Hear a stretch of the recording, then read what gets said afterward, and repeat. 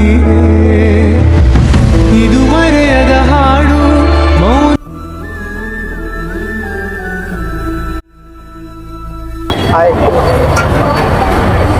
ಏನ್ ಹೆಸರು? ಮೀರಾ. ಮೀರಾ. 5ನೇ ಕ್ಲಾಸಾ? ಏನಕ್ಕೆ ಬಲೂನ್ ಮಾಡ್ತಾ ಇದೀಯಾ? ಓದ್ತಿಲ್ವಾ? ಓದ್ತೀನಿ. ಎಷ್ಟಕ್ಕೊಂದು ಮಾರೋದು? 100 ರೂಪಾಯಿಗ? ಎಷ್ಟು ಜನ ತಗೊಂತಾರೆ ಡೈಲಿ?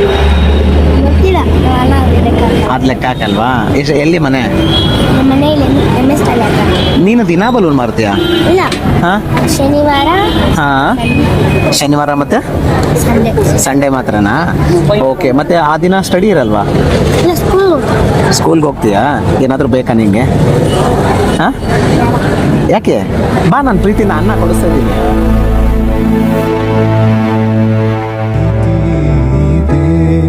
ಆ ಕಥೆಗಳೆಲ್ಲ ಕಣ್ಣ ತುಂಬಿ